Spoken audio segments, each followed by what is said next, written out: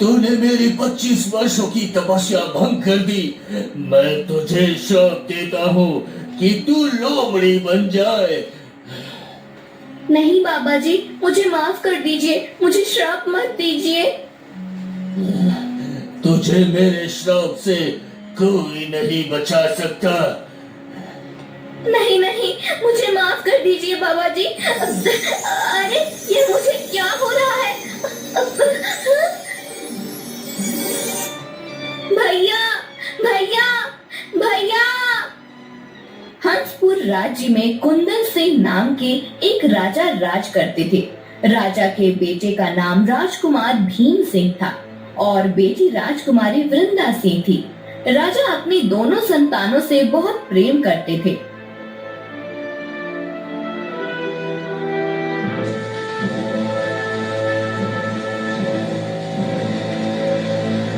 और बेटा भीम, आज सुबह सुबह बगीचे में क्या कर रहे हो?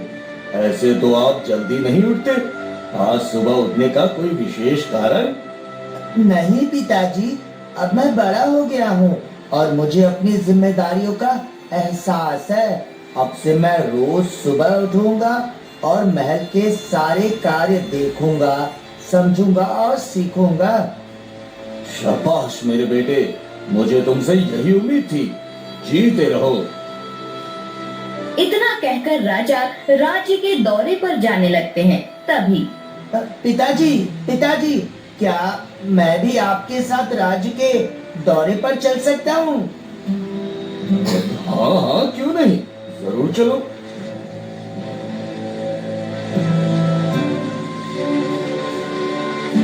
राजा और राजकुमार राज्य के दौरे पर निकल पड़ते हैं। राजा कुंदन सिंह की जय हो। राजा कुंदन सिंह की जय हो। राजा कुंदन सिंह की जय हो। प्रजा की परेशानियां राजा स्वयं सुनते हैं और उनका हल भी निकालते हैं। राज, मैं बहुत कठिन समय से गुजर रहा हूँ, मेरी मदद कीजिए। मुझे कोई काम दे दीजिए जिसे करके मैं अपने परिवार का पेट पाल सकूं। आपकी बड़ी मेहरबानी होगी महाराज। अच्छा ठीक है, तुम परेशान मत हो। आज से तुम राजकुमार के सेवक बनकर उनके साथ रहना, ठीक है? जी महाराज, आपका बहुत बहुत शुक्रिया महाराज। राजा के काम करने का तरीका देखकर राजकुमार बहुत प्रसन्न होते हैं और मन ही मन सोचते हैं, एक दिन मैं भी पिताजी की तरह बनूंगा और उनका नाम रोशन करूंगा। राजकुमार और राजा रामू को लेकर दौरे से वापस आते हैं।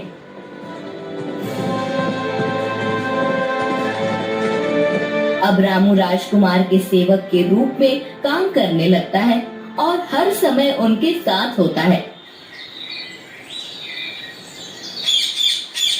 कुछ दिन गुजर जाते हैं और राजकुमार एक जिम्मेदार, ताकतवर और बुद्धिमान इंसान बन जाते हैं।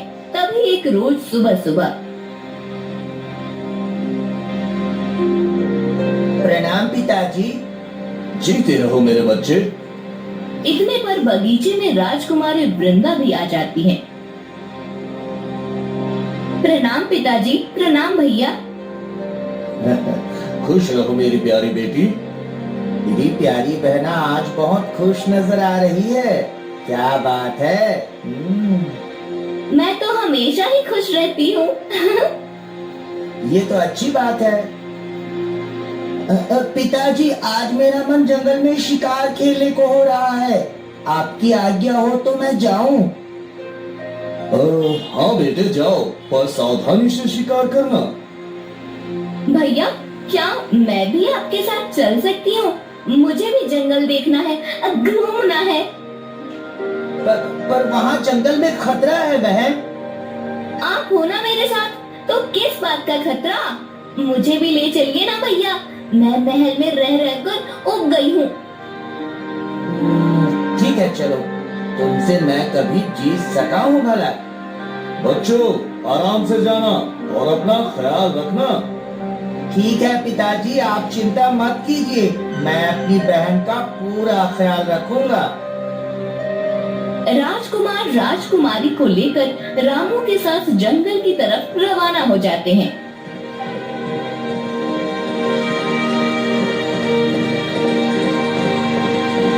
वाह भैया, कितना सुंदर नजारा है, कितने बड़े बड़े पहाड़, झरने और नदियां हैं। हाँ बहना, प्राकृतिक सुंदरता कुछ अलग ही होती है जो हमारे मन को भाती है। राजकुमार रामू और राजकुमारी जंगल पहुंचते हैं। राजकुमार, आज आप किस जानवर का शिकार करेंगे? मैं सोच रहा हूँ आज अपना निशाना किसी शेर पर लगाऊं। हाँ भैया, आप शेर का शिकार करना और मैं देखूंगी कि आप कैसे शिकार करते हैं। हाँ बहना, तुम इस पेड़ के नीचे बैठो, मैं जरा शिकार की तैयारी कर लूं। ठीक है भैया। राजकुमारी पेड़ के नीचे बैठ जाती है। तभी उन्हें एक आम का पेड़ नजर आता है। अरे वाह, ये तो आम का पेड़ है, इसमें तो कितने सारे आम लगे हैं। भैया तो शिकार की तैयारी कर रहे हैं, तो क्यों ना मैं तब तक आम तोड़ लूं। बिजली सिर्फ रोशनी ही नहीं, इस सफरे हनेरे तो उजाले दा। हौसला है किसाना दा, परोसाए। राजकुमारी आम के पेड़ के पास जाती है और आम तोड़ने के लिए एक पत्थर मारती है। पत्थर पेड़ के पिछले हिस्से में तपस्या कर रहे साधु बाबा को लग जाता है और उनकी तपस्या भंग हो जाती है। कौन है जिसने मेरी 30 वर्षों की तपस्या भंग कर दी? सामने आओ, सामने आओ। राजकुमारी डरते हुए साधु बाबा के सामने जाती है और कहती है, मुझे क्षमा करे बाबा जी, मैंने आपको नहीं देखा था। मैं तुझे श्राप देता हूँ कि तू एक लोमड़ी बन जाए, लोमड़ी।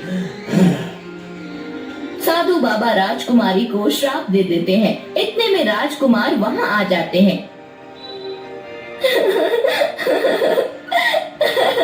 भैया, भैया देखिए ना, बाबा जी ने मुझे लोमड़ी बनने का श्राप दे दिया। बाबा जी, आपने मेरी बहन को लोमड़ी क्यों बना दिया?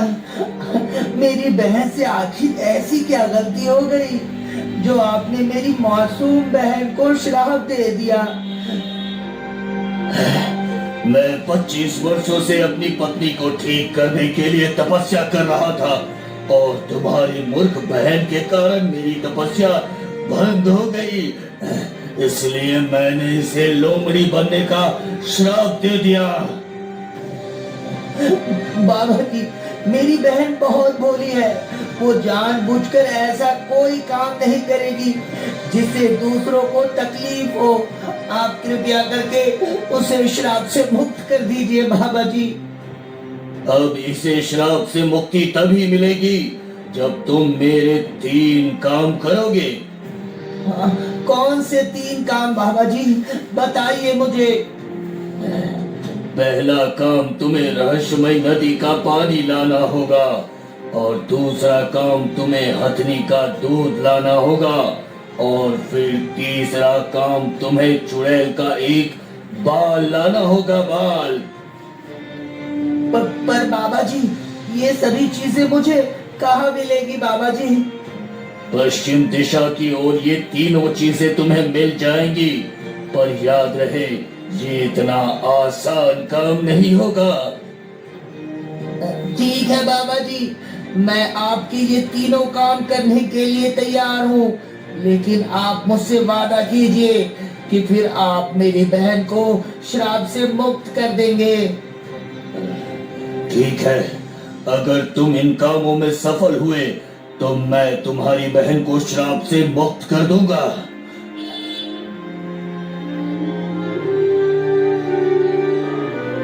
राजकुमार रामू और राजकुमारी पश्चिम दिशा की ओर निकल जाते हैं। बहुत देर ढूंढने के बाद भी उन्हें वहाँ कोई रहस्यमयी नदी नहीं मिलती। थक हार कर वो तीनों एक पेड़ के पास बैठ जाते हैं। तुम तीनों काफी परेशान लग रही हो। कौन हो तुम लोग और कहाँ से आए हो? हम राजमहल से आए हैं और मैं राजकुमार भीमसेन हूँ और ये मेरी बहन राजकुमारी वृंदा सिंह है। लेकिन एक तपस्वी बाबा ने इसे लोमड़ी बना दिया है। राजकुमार मोर को सारी बात बताता है। ठीक है, तुम परेशान मत हो दोस्त, मैं एक जादुई मोर हूँ। मैं तुम्हें उस रहस्यमय नदी तक लेकर जाऊंगा। क्या सच में तुम हमें वहाँ तक लेकर चलोगे? हाँ हाँ बिल्कुल, तुम सब मेरी पीठ पर बैठ जाओ।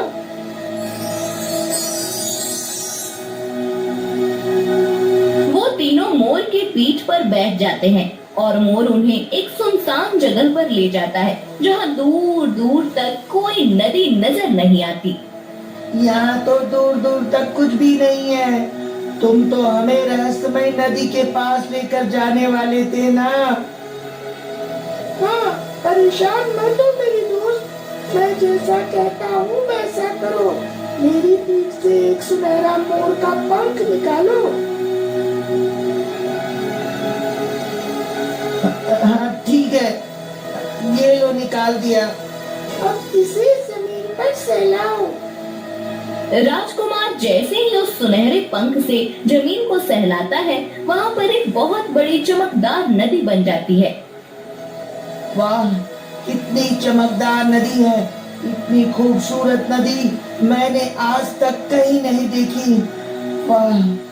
हाँ, ये वही रहस्यमय नदी है जिसका पानी तुम्हें चाहिए। अच्छा, तो मैं फिर जल्दी से इस नदी का पानी ले लेता हूँ। राजकुमार जल्दी जल्दी घड़े में पानी भरने लगते हैं, पर नदी का पानी घड़े में नहीं भर पाता है। अरे, ये क्या हो रहा है? घड़े में पानी क्यों नहीं भर रहा है? राजकुमार, मुझे कुछ तो गड़बड़ लग रही है। हाय दोस्तों, welcome to my channel. As new parents हम समझते हैं कि अपने बेबी को हमेशा बेस्ट ही देना चाहिए।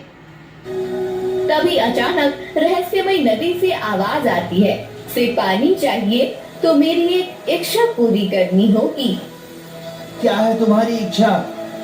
मेरी इच्छा है कि एक सुनहरा कमल का फूल तुम मेरे अंदर डालो, ताकि मैं हमेशा ऐसे ही चमकती रहूं और मेरे अंदर का जादू हमेशा बरकरार रहे। अब ये सुनहरे कमल का फूल मुझे कहाँ मिलेगा?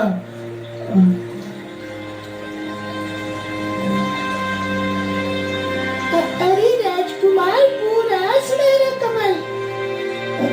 अरे वाह, ये तो सच में सुनहरा कमल है। राजकुमार सुनहरा कमल का फूल तोड़ने जाते हैं, पर उनसे वह कमल का फूल नहीं टूटता। फिर रामू उस फूल को तोड़ने की कोशिश करता है, लेकिन वह भी उस फूल को नहीं तोड़ पाता। लाओ, मैं एक बार इस कमल को तोड़ने की कोशिश करती हूँ। अब लोमड़ी बनी राजकुमारी उस फूल को तोड़ने की कोशिश करती है और कमल का फूल टूट जाता है।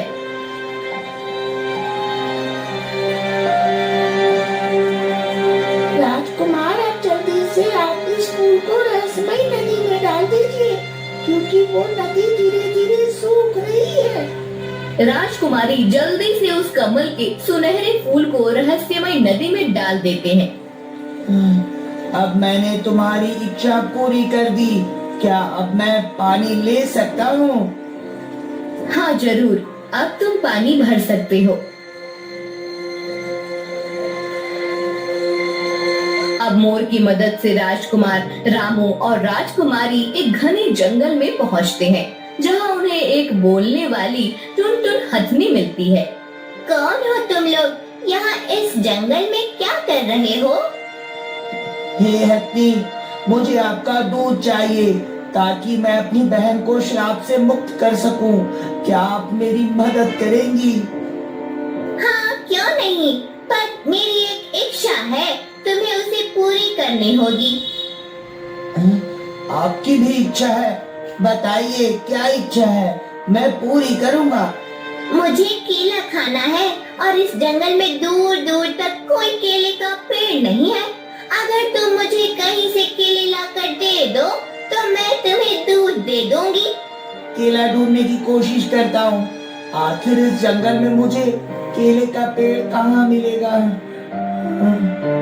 राजकुमार, मैं एक केले का पेड़ जानता हूँ, लेकिन वो इस जंगल से काफी दूर एक पहाड़ी पर है। हमें वहाँ जाना होगा। मोर के ऊपर बैठकर राजकुमारी रामू और राजकुमारी केले की तलाश में काफी दूर निकल जाते हैं। तब जाकर उन्हें केले का पेड़ मिलता है। वो रहा केले का पेड़। कितने सारे केले हैं। राजकुमारी, क्या तुम्हें भी केले खाने हैं? हाँ भैया, मुझे बहुत जोरों की भूख लगी है। भूख तो मुझे भी लगी है। अच्छा चलो, मैं तुम सबको भी केले खिलाता हूँ। राजकुमार अपनी तीर से निशाना लगाकर केले का एक बहुत बड़ा गुच्छा तोड़ लेते हैं। सब लोग पेट भरकर केले खाते हैं। फिर राजकुमार केले का एक गुच्छा हथनी के पास लेकर जाते हैं। ये लीजिए आपका केला। टुनटुन हथनी खुशी खुशी केला खाती है और कहती है, कितने स्वादिष्ट केले हैं। ऐसे केले तो मैंने आज तक नहीं खाए। अब आप कृपया करके दूध दे दे, ताकि मैं अपनी बहन को श्राप से मुक्त कर सकूं। हाँ जरूर। टुनटुन हथनी राजकुमार को दूध दे देती है। हथनी का दूध तो मिल गया, बस अब एक ही काम बचा है जो थोड़ा मुश्किल होगा।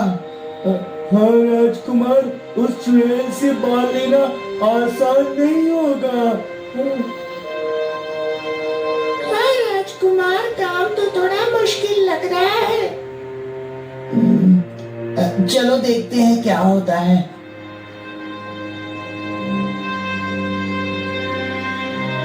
जंगल से निकलकर आगे बढ़ते हैं। तभी उन्हें कुछ दूर पर एक काली गुफा नजर आती है।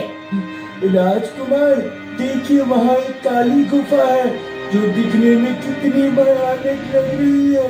हो सकता है चुड़ैल उसी गुफा में हो। हाँ, सुना तो यही है कि चुड़ैल हमेशा भयानक गुफाओं में रहती है। हाँ हो सकता है, चलो अंदर चलकर देखते हैं। सब लोग गुफा के अंदर जाकर देखते हैं तो उन्हें वहाँ एक चुड़ैल मिलती है। तुम लोग कौन हो और मेरी गुफा में क्या करने आए हो? अपनी बहन को श्राप से मुक्त कराने के लिए मुझे तुम्हारे सर का एक बाल चाहिए। हम इसलिए यहाँ आए हैं।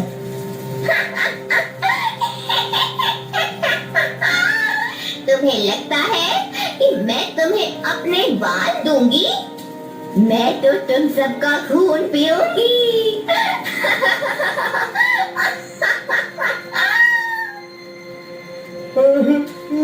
नहीं, मैं अभी नहीं बनना चाहता। देखो, अगर तुम्हारी कोई इच्छा हो तो मुझे बताओ, मैं उसे पूरी कर दूंगा। बदले में तुम मुझे अपना एक बाल दे देना, ठीक है? वैसे सौदा बुरा नहीं है। हाँ, तो बताओ तुम्हारी क्या इच्छा है? मुझे एक हिरन का सर चाहिए, ला सकते हो? हाँ ठीक है, मैं तुम्हें हिरन का सर लाकर दे दूंगा, लेकिन तुम मुझसे वादा करो कि फिर तुम मुझे अपना एक बाल दे दोगी। ठीक है, मैं वादा करती हूँ। अब सब लोग मोर की पीठ पर बैठकर जंगल जाते हैं। वहाँ उन्हें एक जंगली हिरन दिखाई देता है। राजकुमार, वो देखिए, वहाँ पर एक जंगली हिरन है जो खरगोश को खा रहा है। राजकुमार अपनी तीर से उस हिरन पर निशाना लगाते हैं और उसका सर चुड़ैल के पास लेकर जाते हैं। ये लो, ले आया मैं हिरन का सर, लेकिन तुम इसका करोगी क्या? अरे वाह, यह कितना स्वादिष्ट लग रहा है। अब मैं इसके सर का अमृत बनाकर पीऊंगी और फिर मैं इस दुनिया में सबसे सुंदर बन जाऊंगी।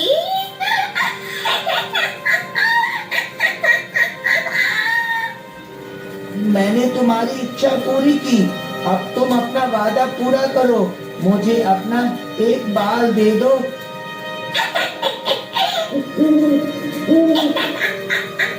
मूर्ख इंसान, मैं तुम्हें कभी अपना बाल नहीं दूंगी। अगर मैंने अपना बाल तोड़ा तो मेरी सुंदरता कम हो जाएगी। पर तुमने तो वादा किया था ना, तुम ऐसा कैसे कर सकती हो?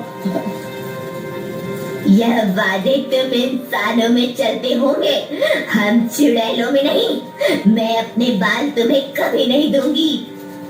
नहीं, मैं बिना तुम्हारा बाल लिए यहाँ से नहीं जाऊंगा। हाँ। जाओगे तो तुम तब ना, जब मैं तुम्हें यहाँ से जाने दूंगी। मैं तुम सबको कैद करके तुम्हारी बलि दूंगी और सुंदर दिखने के साथ ही मैं अमर भी हो जाऊंगी।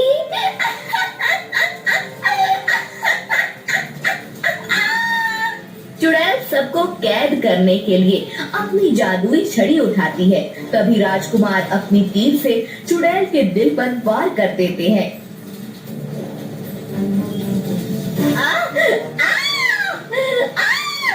यह तुमने क्या किया? वही जो मुझे पहले ही कर देना चाहिए था। तुम्हारे पूरे इरादे के चलते मैं दुनिया को मुश्किल में नहीं डाल सकता था। चुड़ैल के मरने से पहले ही राजकुमार उसका एक बाल तोड़ लेता है और फिर चुड़ैल मर जाती है। अब मोर उन्हें उसे जंगल में छोड़ देता है जहाँ से वो आए थे। राजकुमार साधु बाबा के तीनों काम पूरे हुए। अब आप जल्दी से जाइए और राजकुमारी को श्राप से मुक्त कराइए। हाँ, तुम्हारा बहुत बहुत शुक्रिया प्यारे मोर। मैं तुम्हारा जिंदगी भर एहसानमंद रहूंगा मेरे दोस्त। कोई बात नहीं राजकुमार, ये जिंदगी हमें एक दूसरे की मदद करने के लिए ही मिली है, इसमें एहसान कैसा। अब जाइए जल्दी।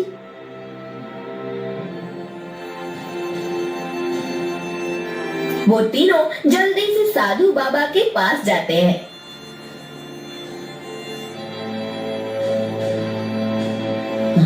बाबा जी, मैं आ गया। मैं रहस्यमय नदी का पानी, हथनी का दूध और चुड़ैल का बाल तीनों ले आया बाबा जी। क्या सच में तुम तीनों चीज ले आए? हाँ बाबा जी, मैं ले आया। अच्छा, लाओ मुझे वो तीनों चीजें दे दो। नहीं, पहले आप मेरी बहन को श्राप से मुक्त कीजिए, तो ही मैं आपको ये तीनों चीजें दूंगा। ठीक है, मैं तुम्हारी बहन को अभी श्राप से मुक्त करता हूँ। इतना कहकर साधु बाबा राजकुमारी को गंगा जल देते हैं। गंगा जल पी के राजकुमारी फिर से अपने असली रूप में आ जाती है। लो, तुम्हारी बहन श्राप से मुक्त हुई। हाँ, मेरी बहन, तुम ठीक हो ना? हाँ भैया, मैं अब बिल्कुल ठीक हूँ। हाँ, अब लाओ मुझे वो तीनों चीजें दे दो। पर बाबा जी, आप इनका क्या करोगे? ये आपके किस काम की है? मेरी पत्नी एक भयानक बीमारी से लड़ रही है, इसलिए मैं तपस्या करके उसे ठीक करने वाला था, पर तुम्हारी बहन ने मेरी तपस्या भंग कर दी। फिर मेरे पास यही एक रास्ता बचा था जिससे मेरी पत्नी ठीक हो जाएगी। बाबा जी, मुझे माफ कर दीजिए। मैंने अनजाने में आपकी तपस्या भंग कर दी थी। मैं क्षमा मांगती हूँ आपसे। कोई बात नहीं पुत्र, तुम्हारा भाई सही कहता है। तुम सच में भोली लड़की हो। मैं तुम लोगों को आशीर्वाद देता हूँ कि तुम अपने जीवन में महान कार्य करो और हमेशा खुशी से रहो। आपका बहुत बहुत शुक्रिया बाबा जी। साधु बाबा जैसे ही रहस्यमयी नदी का पानी, टुनटुन हथनी का दूध और चुड़ैल का बाल मिलाकर अपनी पत्नी के शरीर पर डालते हैं, वह एकदम ठीक हो जाती है। अजी, मैं तो एकदम ठीक हो गई, मेरा शरीर एकदम स्वस्थ हो गया। अरे निर्मला, मैंने तुम्हें ठीक करने के लिए क्या कुछ नहीं किया, पर तुम ठीक हुई तो केवल इनके कारण। यह लोग कौन है? साधु बाबा निर्मला को सारी बात बताते हैं। आप लोगों का बहुत बहुत शुक्रिया, आपने हमारी इतनी मदद की, ईश्वर आपका भला करे। तुम्हारे कारण मेरी पत्नी आज ठीक हो गई, मैं हमेशा तुम्हारा आभारी रहूंगा। चुप चुप जियो, हमेशा ऐसे ही अच्छे कार्य करते रहो, आशीर्वाद है मेरा बेटा। शुक्रिया बाबा जी, अब हमें चलना चाहिए, पिताजी हमारी राह देख रहे होंगे। हाँ भैया, चलिए घर चलते हैं। इतना कहकर राजकुमार, रामू और राजकुमारी महल वापस आ जाते हैं। फिर दोनों भाई बहन अपने जीवन में कई महान कार्य करके अपने पिता का नाम रोशन करते हैं। मुझे छोड़ दो, मुझे जाने दो। ओए, ये तो तुम्हें यहाँ आने से पहले सोचना चाहिए था।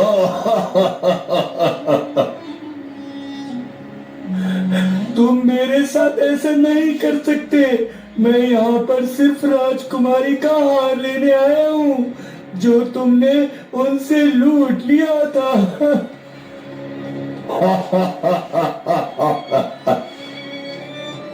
ठीक है, एक शर्त पर मैं तुम्हें वो हार दे दूंगा। हाँ हाँ, मुझे तुम्हारी हर शर्त मंजूर है, हर शर्त मंजूर है तुम्हारी। मुझे तुम्हारी जान चाहिए।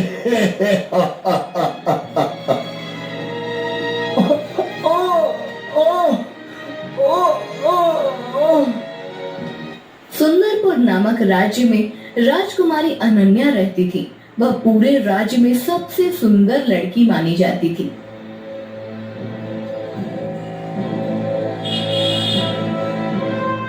मंत्री जी, आज मैं राज्य की सैर पर जाना चाहती हूँ, आप मेरे जाने की तैयारी कीजिए। जी राजकुमारी, जैसी आपकी आज्ञा।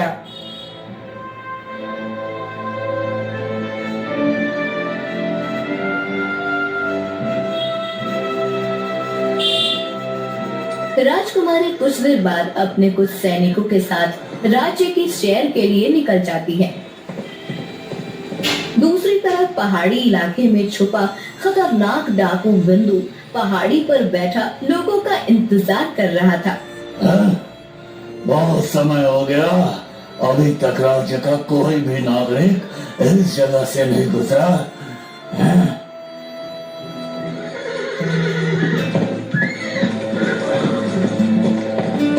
वह कितनी सुंदर पहाड़ी है। सैनिकों, मैं उस पहाड़ी पर जाना चाहती हूँ। नहीं राजकुमारी, आपको वहाँ जाने की अनुमति नहीं है। मगर क्यों? मैं वहाँ क्यों नहीं जा सकती? राजकुमारी, उस पहाड़ी पर एक बहुत खतरनाक डाकू रहता है और वो लोगों को लूटकर उनकी हत्या कर देता है, इसलिए आप वहाँ नहीं जा सकती राजकुमारी। ऐसा कुछ नहीं है, मैं वहाँ जाऊंगी। मगर राजकुमारी, महाराज का सख्ती से आदेश है कि आपको वहाँ नहीं जाने दिया जाए। और यह मेरा आदेश है कि तुम लोग मुझे वहाँ जाने से नहीं रोकोगे। राजकुमारी यह कहकर उस पहाड़ी की ओर बढ़ जाती है। पहाड़ी में छुपे डाकू को यह देखकर हैरानी होती है और वह अपने मन में सोचता है, अरे ये तो राज्य की राजकुमारी है, मैं इसे कैसे लूटूं? लेकिन फिर वह राजकुमारी के आभूषण देखकर एक बार फिर अपने मन में सोचता है, और राजकुमारी ने इतना सारा आभूषण पहना है, अगर ये सब लूट लूं तो मुझे जीवन भर दोबारा डकैती नहीं करनी पड़ेगी और मेरा सारा जीवन ऐसे गुजरेगा, ऐसे। डाकू अपने मन में यह सोच ही रहा था कि तभी राजकुमारी उस पहाड़ी पर चढ़कर अपने सैनिकों से कहती है, सैनिकों, यहाँ तो कोई डाकू नहीं है। लोगों ने बेकार की अफवाह राज्य में फैलाई हुई है। सैनिक राजकुमारी की बातें सुन रहे थे। तभी राजकुमारी पहाड़ी के ऊपर पहुंचकर अपने मन में कहती है, अरे वाह, यह जगह तो कितनी सुंदर है। काश मैं यहाँ पहले आई होती।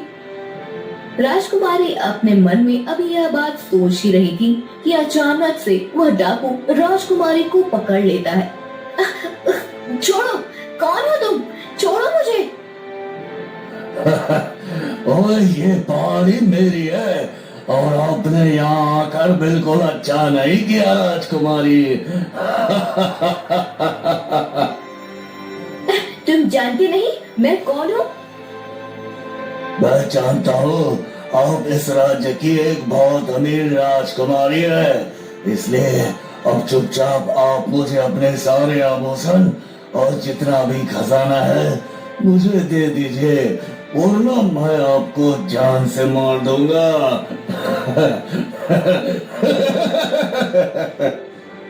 डाकू को यह बात सुनकर राजकुमारी डर जाती है, लेकिन वह फिर भी अपने आभूषण डाकू को नहीं देती। तभी राजकुमारी के सैनिक वहां पहुंचकर डाकू से कहते हैं, अरे देखो, तुम राजकुमारी को छोड़ दो, वरना महाराज तुम्हें जिंदा नहीं छोड़ेंगे। छोड़ दो उन्हें। ओए, तुम्हारे महाराज मेरा कुछ नहीं बिगाड़ सकते। अगर राजकुमारी तुम्हें अपनी जान प्यारी है तो मुझे अपने सारे आभूषण और खजाना अभी दे दो। राजकुमारी को न चाहते हुए भी अपने आभूषण और सारा खजाना उस डाकू को देना पड़ता है। ये लो, और अब मुझे यहाँ से जाने दो। ओए, ऐसे कैसे राजकुमारी, ये हार भी तो दो मुझे। नहीं, यह मेरी माँ की आखिरी निशानी है, यह मैं तुम्हें नहीं दे सकती। राजकुमारी की बात सुनकर डाकू उनसे उनकी माँ का हार भी छीन लेता है और वहाँ से भाग जाता है। दूसरी तरफ सुधीर नाम का एक गरीब शिकारी जंगल में अपने शिकार को ढूंढते हुए दर दर भटक रहा था। आज सुबह से मुझे एक भी शिकार नहीं मिला। अगर आज भी मैं खाली हाथ लौटा तो मैं क्या करूंगा? सुधीर अपने मन में यह सोचकर जंगल से निकलता है और नदी किनारे जाकर बैठ जाता है। तभी वह देखता है, बचाओ, बचाओ, कोई मेरी मदद करो, कोई मेरी मदद करो। अरे, ये तो कोई तपस्वी लगते हैं, मगर ये नदी में कैसे गिर गए? सुधीर नदी में गिरे तपस्वी के पास जाता है और कहता है, तपस्वी, आप चिंता मत कीजिए, मैं आ गया हूँ। मैं आपको कुछ नहीं होने दूंगा। सुधीर यह कहकर तपस्वी की जान बचा लेता है। तपस्वी, आप ठीक तो है ना?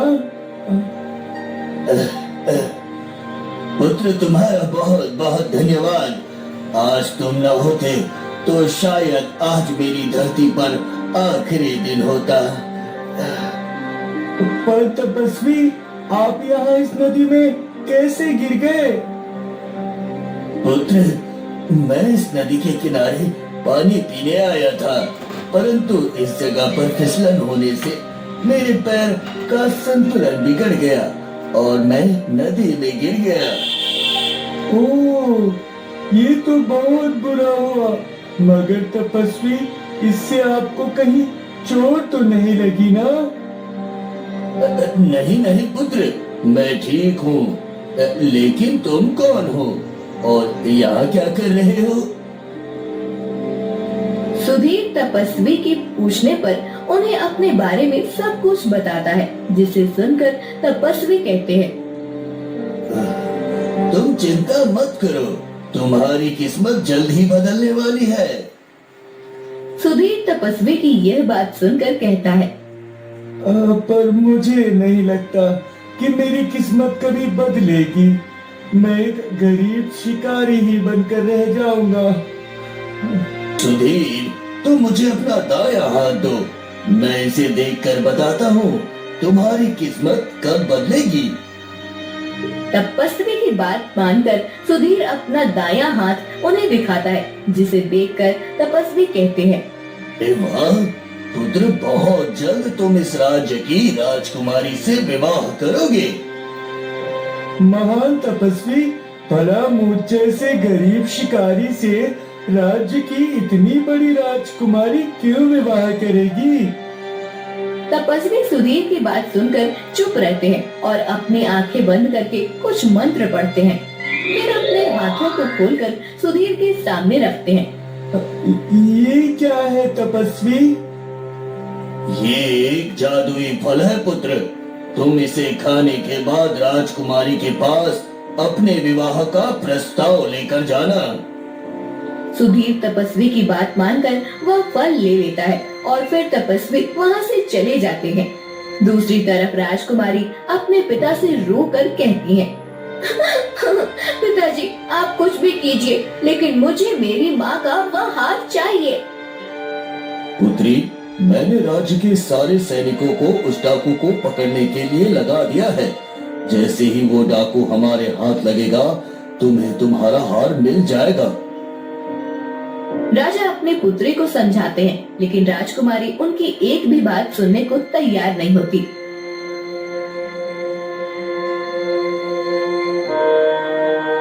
मंत्री जी, आप पूरे राज्य में ये ऐलान कर दीजिए कि जो भी राजकुमारी का हार उस डाकू से लेकर आएगा, मैं उसे इनाम दूंगा, इनाम। ठीक है महाराज, जैसी आपकी आज्ञा।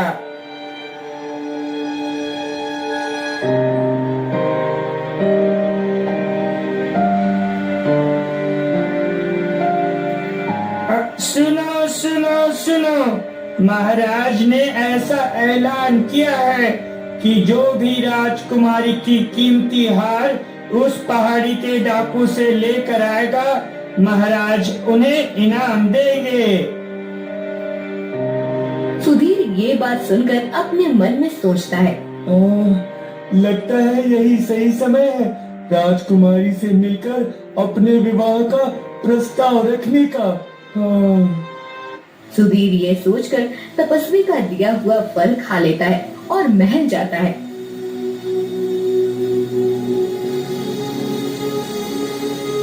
प्रणाम महाराज। कौन हो तुम? महाराज, मेरा नाम सुधीर है और मैं एक गरीब शिकारी हूँ।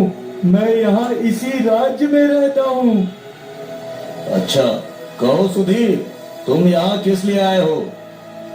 महाराज, मैं राजकुमारी से मिलना चाहता हूँ।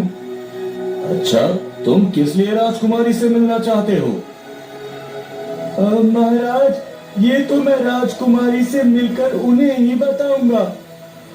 राजा सुधीर की बात सुनकर अपने मन में सोचते हैं, लगता है ये राजकुमारी के हार के बारे में बात करने आया है। जाने देता। अच्छा ठीक है, मैं अभी राजकुमारी को यहाँ बुलाता हूँ। राजा ये कहकर राजकुमारी को बुलाते हैं।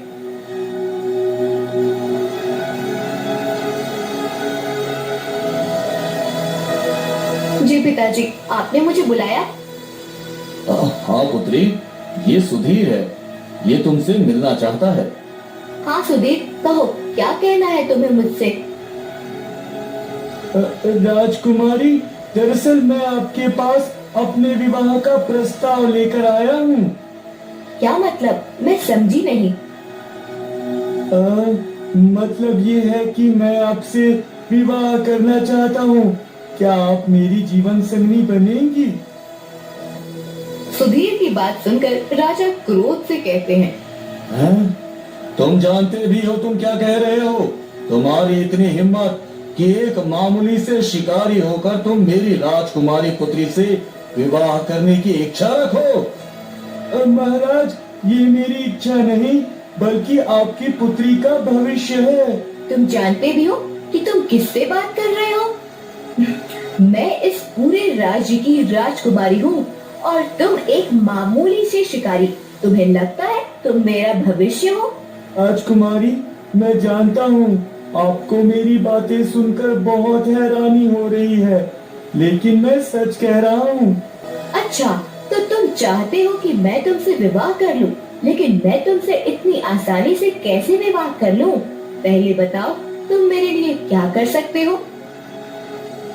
राजकुमारी, पहले आप मुझे बताइए कि क्या आप मुझसे विवाह करेंगी?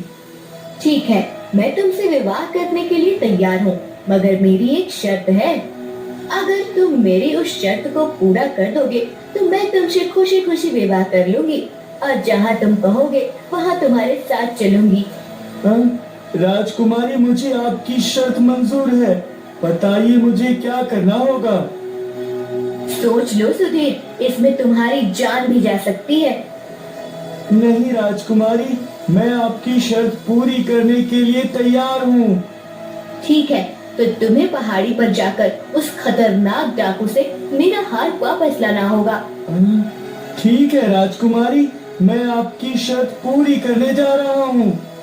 सुधीर यह कहकर पहाड़ों की तरफ निकल जाता है। सुधीर के जाने के बाद राजा राजकुमारी से कहते हैं, राजकुमारी, ये आपने कैसी शर्त रखी है? भला सुधीर कैसे वो हार ला सकेगा? अगर उस डाकू ने उसे मार दिया तो? पिताजी, आपको लगता है कि वह उस खतरनाक डाकू का सामना करेगा? मुझे तो लगता है कि सुधीर उस पहाड़ी के पास जाकर डरकर वापस लौट आएगा। और रही बात उससे विवाह करने की, तो फिर कौन सा विवाह, कैसा विवाह?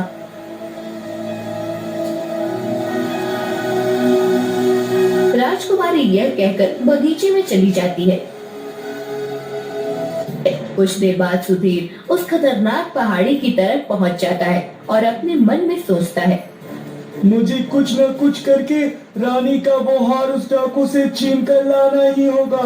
मगर कैसे? सुधीर यह सोचकर पहाड़ी पर पहुंच जाता है और फिर इधर उधर देखता है। मैं पहाड़ी पर तो पहुंच गया, लेकिन उस डाकू को ढूंढूंगा कैसे? सुधीर अभी यह सोच ही रहा था कि अचानक पीछे से वह खतरनाक डाकू आ जाता है। ओए, कौन हो तुम? यहाँ क्या करने आए हो? मैं राजकुमारी का हार तुमसे लेने आया हूँ। हार? कौन सा हार? वही हार जो तुमने कुछ दिनों पहले राजकुमारी से लूटा था।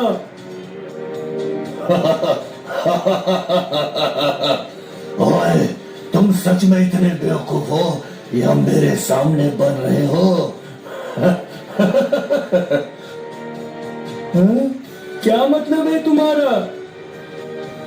ओए, मेरे कहने का मतलब है कि क्या तुम्हें पता है मैं कितना खतरनाक डाकू हूँ और लोगों को लूटकर उनकी हत्या कर देता हूँ। हाँ, मैं जानता हूँ, लेकिन मुझे तुमसे वो हार लेकर राजकुमारी का शर्त पूरा करना है। कौन सी शर्त? डाकू के पूछने पर सुधीर उसे सारी बात बताता है, जिसे सुनकर डाकू फिर से हंसने लगता है।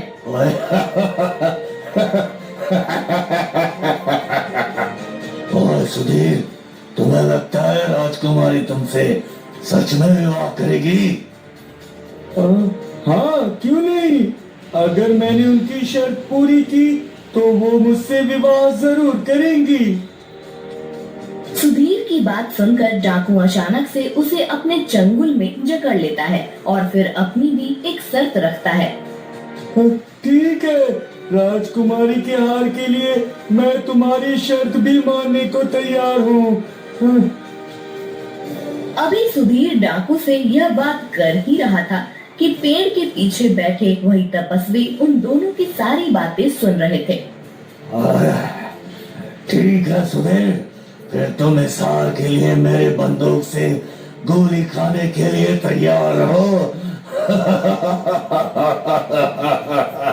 नहीं, मुझे छोड़ दो, मुझे जाने दो, मुझे छोड़ दो। तुम मेरे साथ ऐसा नहीं कर सकते। मैं यहाँ पर सिर्फ राजकुमारी का हार लेने आया हूँ जो तुमने उनसे लूट लिया था।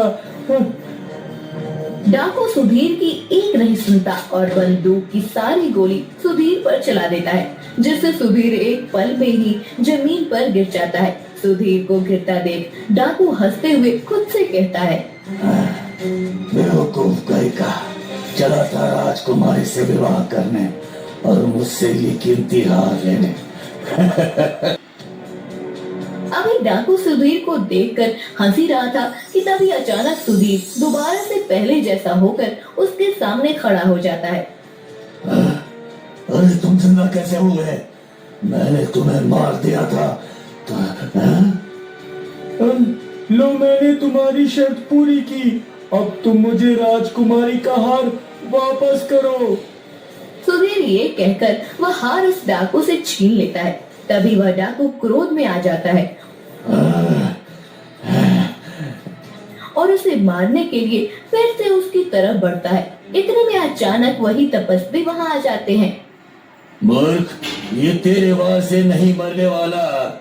और क्यों मेरे वार से नहीं मरेगा? हाँ? क्योंकि मैंने इसे एक जादुई फल खिलाया है जिससे तुम इसे कभी नहीं मार सकते। और रही बात तुम्हारी, तो तुमने बहुत से मासूमों को लूटकर उनकी हत्या की है, इसलिए तुम्हें इसकी सजा जरूर मिलनी चाहिए। तपस्वी ये कहकर अपनी ताकत से उस डाकू को पहाड़ी से नीचे गिरा देते हैं और वह डाकू मर जाता है।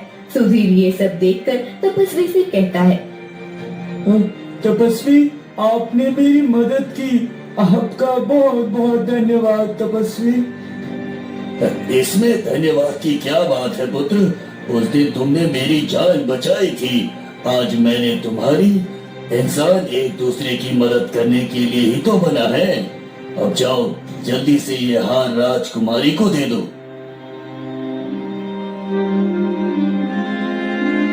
तपस्वी के कहने पर सुधीर वह हार लेकर महल आ जाता है।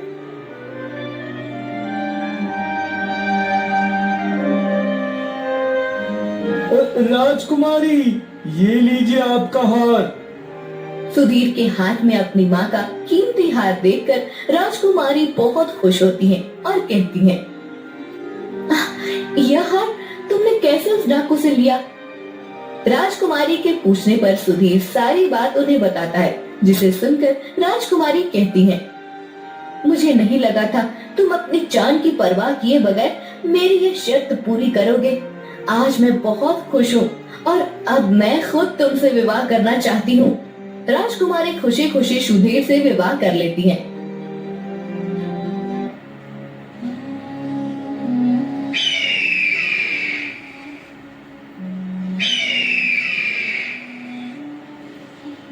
देखो चिल, तुम राजकुमार को कुछ मत करना, वो हमारे राज्य के अगले राजा हैं। ये राजा नहीं, ये तो मेरा भोजन है। बहुत दिन हो गया सड़ा मांस खाते, आज तो ताजा मांस खाने को मिलेगा। देखो चिल, मैंने जानबूझकर तुम्हारे मालिक को नहीं मारा था। मैं जंगल में शिकार करने जा रहा था, पता नहीं वो बीच में कैसे आ गए और मेरा बाण उन्हें लग गया। बस भीमसेन बस, राजकुमार तो गया, और अगर तुम अपनी सलामती चाहते हो तो चले जाओ यहाँ से। हाँ। वीरपुर राज्य एक बहुत बड़ा और सुंदर राज्य था, जहाँ राजा वीरसेन राजपाट की देखभाल करते थे। राजा की 2 रानियां थी। पहली रानी का नाम माया और दूसरी रानी का नाम सुभद्रा। दोनों रानियां का एक भी संतान नहीं थी। राजा ये सोचकर हमेशा दुखी रहते थे। वाह रे मेरी किस्मत, 2 रानियां दे दी, लेकिन राजगद्दी संभालने के लिए एक भी संतान नहीं दी। खैर छोड़ो, भाग्य का लिखा कोई नहीं मिटा सकता। राजा ऐसा बोलकर वहाँ से चले जाते हैं और सीधा मंत्री के पास आ जाते हैं। महाराज, आज आपके चंद्र जैसे मुख पर ये उदासी के बादल छाए हुए हैं, क्या हुआ मुझे बताइए। मंत्री जी दोनों रानियों को कितने वैद्य हकीमों के पास लेकर चला गया, लेकिन मेरी किस्मत में संतान का सुख ही नहीं लिखा है। पता नहीं आगे इस राज्य का क्या होगा।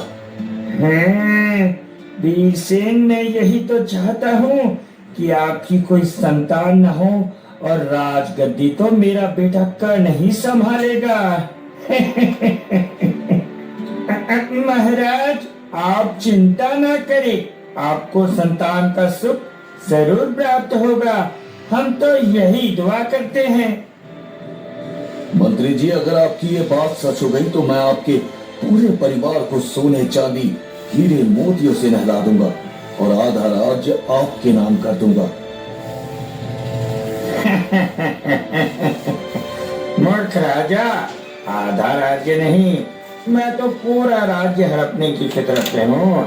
बस आगे आगे देखते जाओ मैं कैसे इस राजा को फांसता हूँ।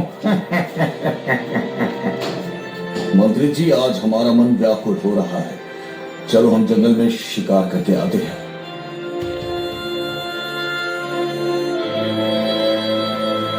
राजा और मंत्री दोनों जंगल में शिकार खेलने आ जाते हैं। तभी उन्हें एक हिरनी का बच्चा भागता हुआ दिखाई देता है, जो अपनी हिरनी माँ से बिछड़ गया था। महाराज, वो देखिए हिरनी का बच्चा। हाँ मंत्री जी, रुको, मैं अभी अपने दिव्य बाण से शिकार करता हूँ। ऐसा बोलकर राजा हिरनी के बच्चे पर वो दिव्य तीर चला देते हैं।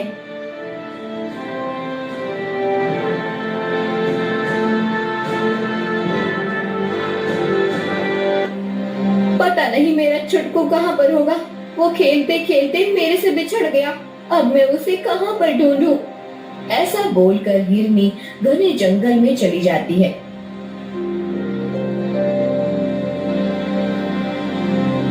तभी वह देखती है कि उसके छुटकू के शरीर पर बाण लगा हुआ है और वो खून से लथपथ जमीन पर तड़प रहा है। ये मेरे छुटकू को क्या हो गया? किसने मेरे छुटकू पर बाण का हमला किया? मेरे सामने आओ। तभी हिरनी की नजर राजा वीरसेन और मंत्री तरुण सेन पर जाती है। वो देखती है कि राजा के हाथ में धनुष है। हे राजन, मेरे बच्चे ने तुम्हारा क्या बिगाड़ा था? अगर तुम्हें शिकार करना ही था तो मेरा कर लेते। महाराज देखिए, हिरन खुद चलकर शिकार बनने आई है। इससे खुशी की बात क्या हो सकती है? खींचिए धनुष की डोरी और चला दीजिए बाण। नहीं मंत्री जी, हमने बहुत बड़ा पाप कर दिया। इस हिरनी को देखकर मुझे मेरी दोनों रानियों की याद आ गई। वो भी संतान के लिए कितनी व्याकुल रहती है। देखो हिरनी, मेरे से बहुत बड़ा पाप हो गया। मैं शिकार खेलने में इतना मदहोश हो गया कि मुझे दिखाई भी नहीं दिया और मैंने तुम्हारे बच्चे पर तीर चला दिया। हे राजा, तूने एक माँ की गोद खाली की है। इसका दंड तुम्हें भुगतना ही पड़ेगा। नहीं हिरनी, मैं वैसे भी किस्मत का मारा हूँ। मुझे और दंड ना दीजिए। इधर तड़प तड़प कर हिरनी के बच्चे की मौत हो जाती है। हिरनी अपनी मृत बच्चे को देखकर राजा से कहती है, राजन, तूने एक माँ के दिल को दुखाया। जा राजा, मैं तुझे श्राप देती हूँ। तेरी भी संतान तेरी आंखों के सामने तड़प तड़प कर मरेगी, लेकिन उस वक्त तू कुछ भी नहीं कर पाएगा। हिरनी राजा को श्राप देकर वहाँ से रोते रोते चली जाती है। मंत्री जी, अब मैं क्या करूं? वैसे भी मेरी कोई संतान नहीं थी। अगर कुदरती मेरी कोई संतान हो गई तो वो मेरी आंखों के सामने तड़प तड़प कर मर जाएगी। अब मैं क्या करूं मंत्री जी?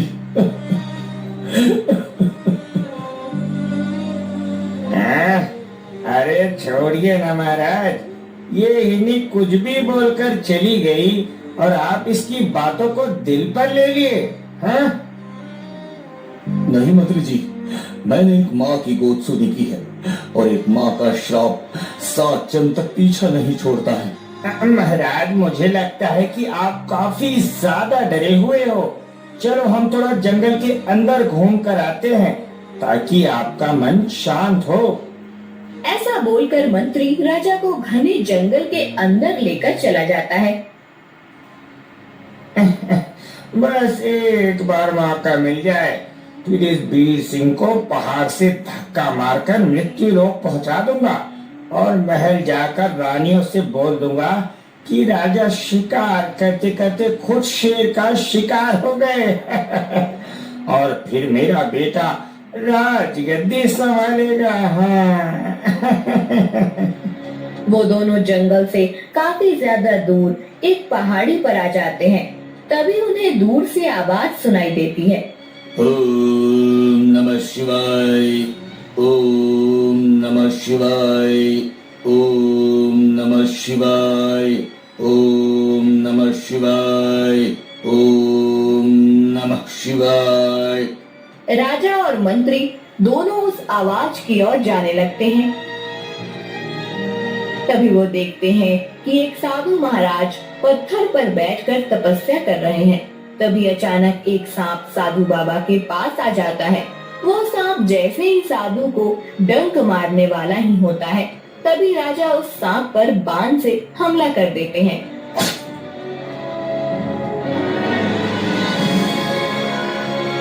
सांप वहीं पर मर जाता है। इधर साधु महाराज भी अपनी आंखें खोल लेते हैं।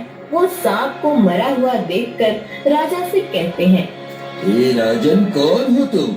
बिना जान पहचान तुमने मेरी जान बचाई, मैं तुम्हारा शुक्रगुजार हूँ। हे मुनिवर, मैं इस राज्य का राजा वीर सेन हूँ और मेरा फर्ज बनता है मेरे राज्य की प्रजा की रक्षा करना। लेकिन राजन, तुम्हारे इस तेज मुख पर ये भय कैसा? क्या हुआ है मुझे बताओ। तुमने मेरी जान बचाई है, हो सकता है तुम्हारे भय का इलाज मेरे पास हो। अब राजा हिरनी वाली सारी बात साधु महाराज को बता देती है। राजन, तुमने एक माँ से उसका बच्चा छीनकर बहुत अन्याय किया। तुम इस राज्य के राजा हो तो क्या हुआ? तुम्हें निर्दोष जीवों को मारने का कोई हक नहीं। हे श्रेष्ठ मुनिवर, मेरे से बहुत बड़ी गलती हो गई। मैं इस गलती का प्रायश्चित करना चाहता हूँ। आप मार्गदर्शन करें मुनिवर।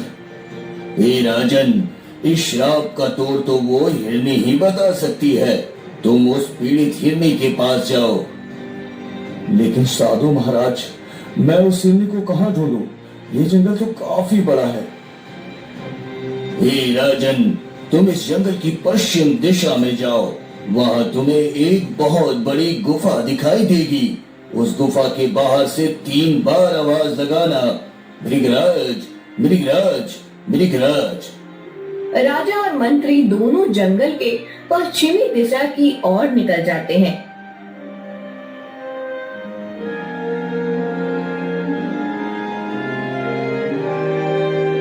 ढूंढते ढूंढते उन्हें वो गुफा मिल जाती है।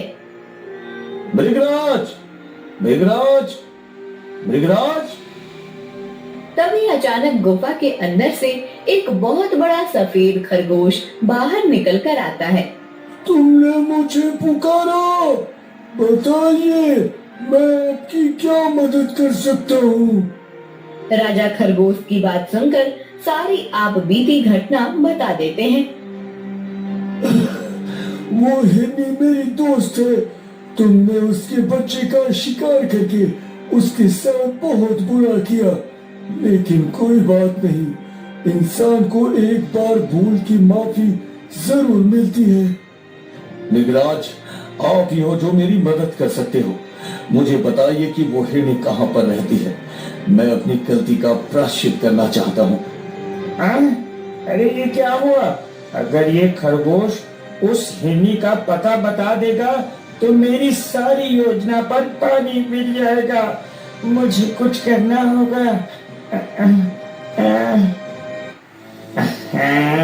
महाराज, छोड़िए ना ये बेफजूल की बातें। चलो हम महल चलते हैं। राज्य की प्रजा हमारी राह देख रही होगी। हाँ नहीं मंत्री जी, जब तक मैं श्राप से मुक्त ना हो जाऊं तब तक मैं महल में नहीं जाऊंगा, चाहे मुझे मौत ही क्यों ना आ जाए।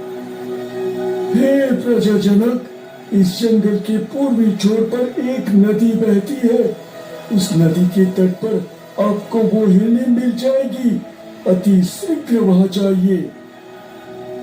मगर राज खरगोश की बात सुनकर राजा और मंत्री दोनों जंगल के पूर्वी छोर की तरफ जाने लगते हैं। वो दोनों चलते चलते उस नदी के तट के पास पहुंच जाते हैं, जहाँ वो हिरनी एक पेड़ के नीचे बैठी बैठी रो रही थी। हे हत्यारे, राजा अब यहाँ पर क्या साबित करने आए हो? जिसको देखकर मैं जी रही थी उसको तो तुमने मुझसे छीन लिया। मुझे माफ कर दो हिरनी, मैं अपनी गलती का प्रायश्चित करना चाहता हूँ, लेकिन मुझे संतान से वंचित मत करो। दूसरों की संतान छीनकर अपनी संतान को बचाना चाहते हो राजन? ये कहाँ का न्याय है? देखो, जो गलती मुझसे हुई है उसका दंड मेरे संतान को मत दो। तुम चाहे मेरा प्राण लो। अब मुझे बताओ, आपके बच्चे को जीवित करने का कोई रास्ता है? हाँ, एक रास्ता है, लेकिन वो रास्ता खतरों से खाली नहीं है। इसमें तुम्हारी जान भी जा सकती है राजन।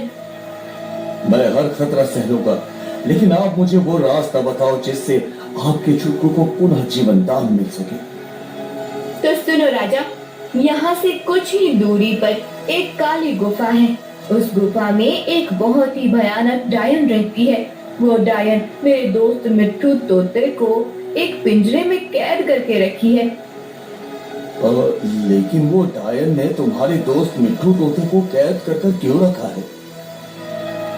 ये बहुत लंबी कहानी है। जब हम सारे दोस्त मिलकर इस जंगल में खुशी खुशी रहते थे, तभी एक दिन अचानक इस जंगल में चारों ओर सूखा पड़ गया।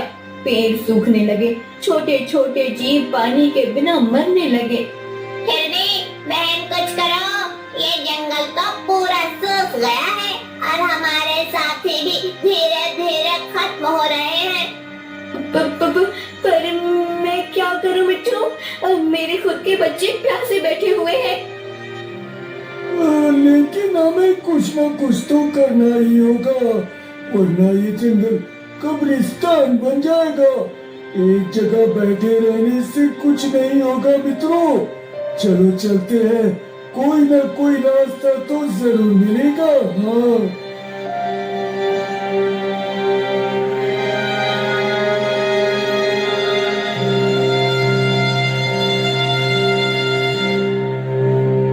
हम देखते हैं एक पेड़ के नीचे तपस्वी साधना कर रहा था। वो पेड़ एकदम हरा भरा था। हमारे जंगल की रक्षा कीजिए तपस्वी बाबा, अपनी आंखें खोलिए। हमारी दुख भरी पुकार सुनकर तपस्वी बाबा अपनी आंखें खोल ले।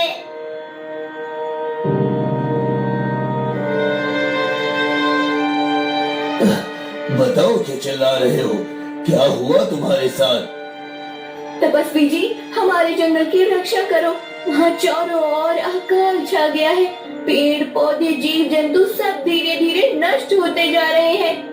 हाँ तपस्वी बाबा, हमने देखा आप जिस पेड़ के नीचे तपस्या कर रहे हो वो पेड़ हरा भरा है। इसका क्या राज है, हमें बताइए, ताकि हम अपने दोस्तों और जंगल को बचा सके। तपस्वी बाबा। साधु बाबा मृगराज की बात सुनकर अपनी तेजस्विनी विद्या से अपनी हथेली पर एक फूल प्रकट करते हैं। परिंदों, इसे मामूली फूल मत समझना। ये फूल जिसके पास रहेगा वो हमेशा अमर रहेगा। इस फूल की खुशबू से ही तुम्हारे जंगल का अकाल हमेशा के लिए दूर हो जाएगा। हम वो जादुई फूल लेकर अपने जंगल में आ जाते हैं। उस जादुई फूल की खुशबू से हमारे जंगल में चारों ओर बारिश होने लगती है। कुछ ही दिनों में हमारा जंगल पहले जैसा ही हरा भरा हो गया था।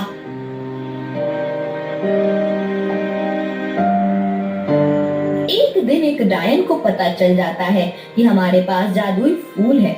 वो हमारे जंगल में आ जाती है। अगर तुम सारे अपनी जान की सलामती चाहते हो तो वो जादुई फूल मुझे दे दो, वरना सबको एक एक करके कच्चा खा जाऊंगी। नहीं, हम वो जादुई फूल तुम्हें नहीं देंगे। लेकिन तभी मिट्टू डायन को चकमा देकर वो जादुई फूल लेकर वहाँ से उड़ जाता है और उस फूल को कहीं पर छुपा देता है। और वो डायन भी मिट्टू तोते को कैद करके अपने साथ ले जाती है कि राजन, तुम्हें उस डायन के चंगुल से मिट्टू तोते को आजाद करना है ताकि वो जादुई फूल हमें मिल सके और मेरा छुटकू पुनः जीवित हो सके। अरे वाह मेरी किस्मत, वीरसेन उस तोते को आजाद कराते कराते खुद कैद हो जाएगा और डायन राजा को मार देगी। फिर राजमहल पर सारा अधिकार मेरा। अरे वाह। मंत्री जी, चलिए हम उस डायन से मिट्टू को आजाद कराते हैं ताकि मैं जल्दी से श्राप से मुक्त हो सकूं। महाराज, मेरे पुत्र की तबीयत काफी ज्यादा खराब है। मैं उसे घर में अकेला छोड़कर आया हूँ। आप जाइए, मुझे तो महल वापस जाना होगा। ठीक है मंत्री जी, जैसी आपकी इच्छा। ऐसा बोलकर राजा काली पहाड़ी की ओर निकल जाते हैं। इधर मंत्री तरुण सेन भी राजमहल के लिए निकल जाता है। इसे बोलते हैं नैले पर दहला। वीरसेन को मारना मैं चाहता था, लेकिन मेरा काम वो डायन कर देगी। अब राजमहल और दोनों रानियों पर सिर्फ मेरा अधिकार होगा, मेरा। इधर राजा भी उस काली गुफा के पास पहुंच जाते हैं।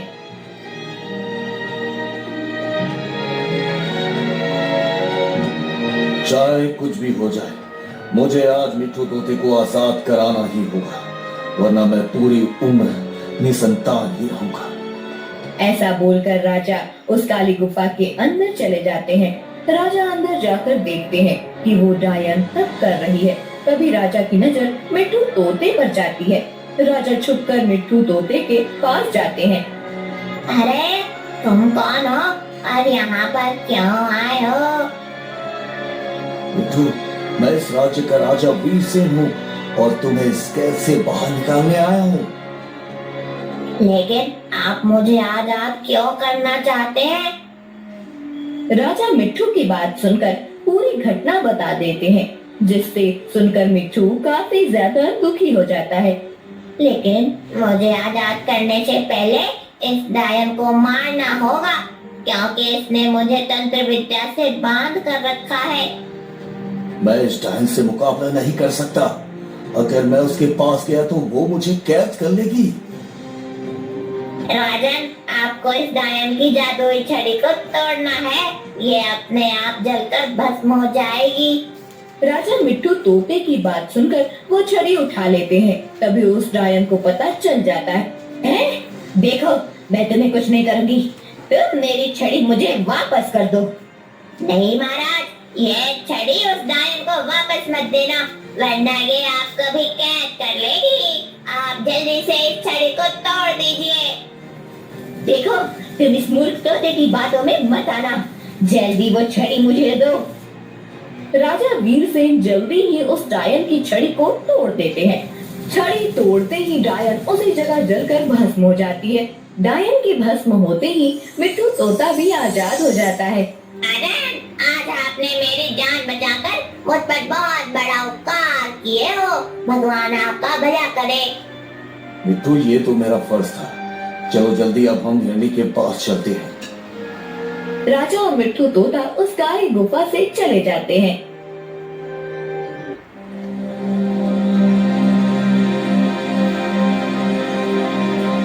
मिट्टू तपस्वी जी ने हमें वो जादुई फूल दिया था, वो जल्दी लेकर आओ। मित्र, तुम चिंता मत करो, वो जादुई फूल एकदम महफूज है। मैं अभी पंचवटी पहाड़ी से वो फूल लेकर आता हूँ। ऐसा बोलकर मिट्टू तोता वहाँ से उड़ जाता है।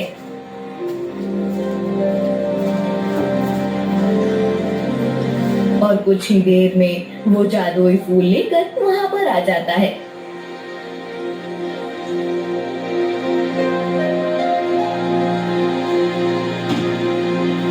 जैसे ही उस जादुई फूल को छुटकू के शरीर पर मलते हैं, छुटकू तुरंत अपनी आंखें खोल लेता है। हे राजन, आज आपकी वजह से मेरा छुटकू पुनः जीवित हो पाया है। आप महल जाइए, कुछ ही दिनों में आपको खुशखबरी मिलने वाली है। हिरनी, मैं वादा करता हूँ, आज के बाद मैं किसी जीव जंतु का शिकार नहीं करूँगा। राजा ऐसा बोल ही रहे थे, तभी वो साधु भी वहाँ पर आ जाते हैं, जिन्हें राजा ने श्राप से बचाया था। महाराज, मैं भी आपको सच्चाई बताने आया हूँ। कैसी सच्चाई साधु बाबा? राजन, जिस मंत्री पर आप आंख मूंद कर भरोसा करते हो, वो मंत्री आपको रास्ते से हटाकर खुद के बेटे को राजगद्दी पर बैठाना चाहता है। आप जल्दी से राजमहल जाइए। हे प्रजाजनक, ये जादुई फूल भी अपने पास रखिए, क्योंकि हमसे ज्यादा जरूरत इस फूल की आपको है, क्योंकि आप प्रजा पालक हैं। जाइए राजन। राजा वो जादुई फूल को लेकर महल की तरफ रवाना हो जाते हैं। राजा महल आते ही सबसे पहले मंत्री को कारावास में डालते हैं और उस जादुई फूल की मदद से लोगों का भला करने लगते हैं। कुछ दिनों बाद रानी सुभद्रा एक लड़के को जन्म देती है।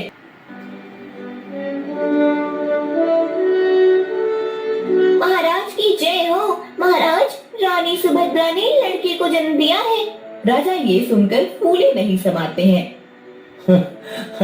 आखिरकार मेरी राजगद्दी संभालने वाला राजकुमार आ ही गया। आज मैं बहुत खुश हूँ।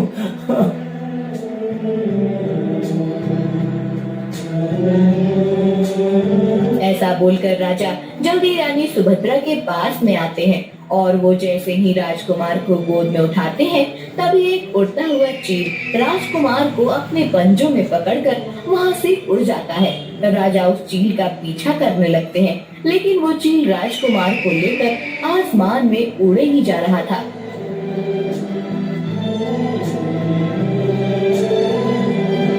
देखो चील, मैं तुम्हारे आगे हाथ जोड़ता हूँ, मेरे राजकुमार को छोड़ दो। राजकुमार मेरा शिकार है, अब तो मैं इसे खाऊंगा, तभी मेरे आत्मा को संतुष्टि मिलेगी। देखो, मैं तुम्हें अपना एक बाजू काट कर खिला दूंगा, तुम मेरे पुत्र को छोड़ दो। राजा की ये दुख भरी बात सुनकर हिरनी बनी चील अपने असली रूप में आ जाती है। राजन, मैं हिरनी हूँ, मैं आपके राजकुमार को हानि नहीं पहुँचाऊंगी। मैं तो आपकी परीक्षा ले रही थी, लेकिन आप उस परीक्षा में सफल हो गए। मैं चलती हूँ, मेरा छुटकू इंतजार कर रहा होगा। ऐसा बोलकर हिरनी वहाँ से चली जाती है। इधर राजा भी राजकुमार को वापस महल लेकर आ जाते हैं।